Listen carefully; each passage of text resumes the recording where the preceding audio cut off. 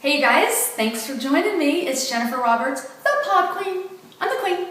Actually, Dwayne titled this Podqueen, which I think is appropriate because I'm the Queen. I'm the Queen of the house, and now I'm the Queen of my own podcast. I'm a star. Podqueen, that's me. So today I'm going to talk about marriage. And I have been married for 20 years to the same guy. So not like 3 guys and you add it up and all together it's 20. One guy. Pretty impressive. So I want to talk about marriage because there is a lot that I see that Hollywood projects or people have opinions about that is just, it's fantasy. It's not real. And I just want to address that a little bit because I think a lot of times women live in fantasy about that perfect relationship. Or once they get married, their life is going to begin.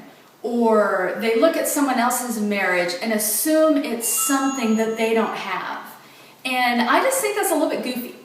And so I know that there are times I'm like in a movie, a romantic comedy, and the music is playing in such a way that my emotions are meant to be drawn in, and they're telling me through the emotion of the music and the storyline what romance is. And it's a lie.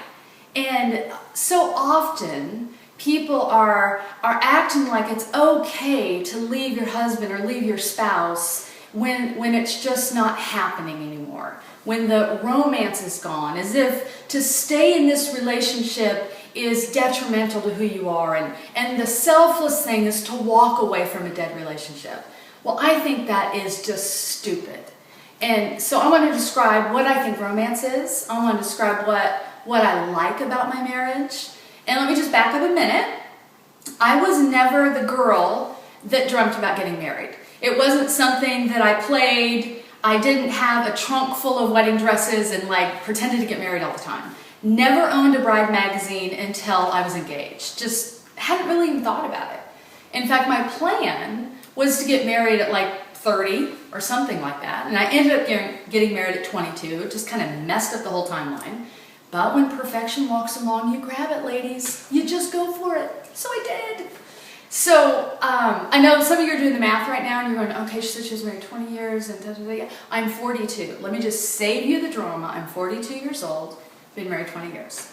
So when Dwayne and I got engaged, I remember people asking, well, what kind of wedding do you want? Is it going to be formal? Is it going to be this? Is it going to be that? And I was just like, I don't know. I'm going to wear a white dress. I mean, that was the level that I dreamt about getting married. I didn't relate to all the drama and the fanfare, and hadn't thought that my wedding day was going to be the best day of my whole life, the most perfect day. I just hadn't gone there in my mind. And in fact, when I thought about, is this going to be the best day of my whole life, it sounded a little depressing, because if that's the best day of my whole life, then everything's downhill from there. And so the pinnacle of my life is at 22, and then I have to live another 60, 70 years, always looking back, looking at that best day. So I decided I wasn't going to look at it like that. I was going to enter into a covenant on that day, and my best days were going to continue to get better and better. And that really has been the truth in my relationship with Dwayne. Now, I don't want to paint a picture of we just have this perfect thing going and we have no conflict.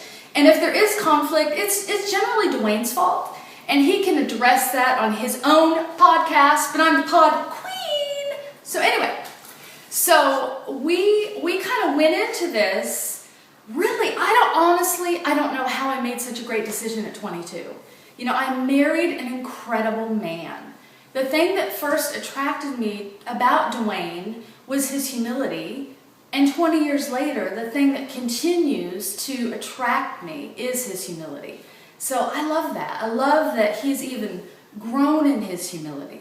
And so the early years of our marriage, it was just fun. It was getting to know each other.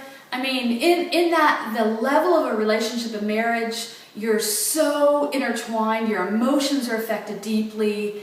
You can hurt someone deeper than you ever knew that you could be hurt. You could love more fully than you ever knew was imaginable. So the heights and the depths are represented in marriage. And so, but the beauty of it is that Dwayne and I agreed divorce wasn't an option. So it creates the safety, the parameters of the boxing ring, so to speak. You're going to stay within this circle called marriage. And you're not going to get out. There's no jumping the rope and running down the hall. You're staying within the boundaries of this marriage. And knowing that you're going to work these conflicts through actually created peace in my heart. It created safety of, okay, I can say what I need to say without fear that this guy's going to run away. He's here to stay. We made a covenant before God, and we're going to work these things out. And going into that was helpful because we both had the same mindset that we are in this thing until the end. We're not going to escape. We're not going to quit. We're going to keep going. And so I appreciate that. And so that when times get hard, you keep working it out.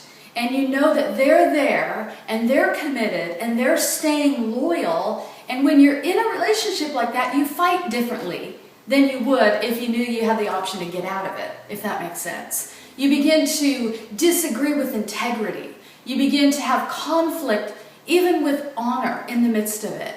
And something else that was critical in our relationship was probably around the 4-year mark. I was starting to have some negative feelings about Dwayne in the fact that I needed him to meet all of my needs. And so I began to think, oh no, is our romance dying down? What's going on? And here's the beauty of Jesus being involved in this relationship, is that Jesus revealed to me that Dwayne was only a man. And he couldn't meet needs that I had. That those needs inside of my heart, no human relationship is able to meet. And that is a critical thing to come into the understanding of, that there is a part of your heart, women, that is reserved for God and God alone. Really. Because at the end of the day, you stand alone before Jesus. So if you put all of your needs upon your husband, you're going to kill him. He's going to get crushed under it. He is a human being. He is limited in his resources. He is limited in his understanding. And God is the only one truly that is going to satisfy your heart. So if you're getting into marriage thinking, oh my gosh, now all my loneliness is going to go away, or all of my relational issues, they're going to be solved. I'm entering into marriage happy, happy, happy. Well, disappointment is around the corner, just so you know. Because there is something inside of you, it's called eternity, is written on your heart. You're designed for God. That's what that ache is. And so at about the 4-year mark, that surfaced in our relationship. I quickly learned Jesus was faithful to reveal that my ache really was to be satisfied in Him and Him alone. And then I was able to release Dwayne from the expectations that it was his job to meet all my needs. He can't do it. I believe that marriage is, you link arm in arm and you go towards the heart of Jesus together, and you encourage each other on the journey. You provoke each other on the journey. Christ becomes formed in you through some of the relationship tension and stretching and the beauty of conflict resolution in the safe context of a covenant is the most freeing thing I ever experienced. Dwayne, honestly, was the first human being I ever trusted. And the beauty of the safety of a covenant of marriage allowed me to lower my guard, to be vulnerable, really vulnerable, to allow my weakness to be seen in a way that didn't terrify me.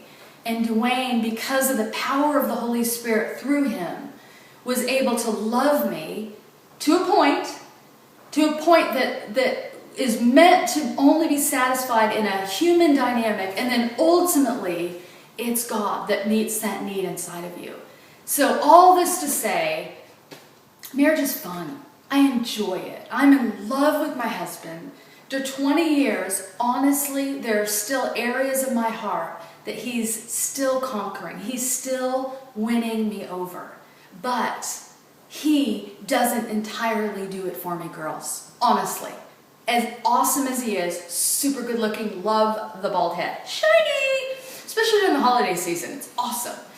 He can't do it for me. God alone does it. So I want to say, if you're married, release your husband of unrealistic expectations. If you're not married, realize that the journey of loving Jesus is ultimately going to be the thing that satisfies you, not that marital relationship, although it's fun and a blast. And then appreciate the boundaries of a covenant in a marriage designed by God. Thanks, you guys. This has been the Queen, Podqueen. Bye.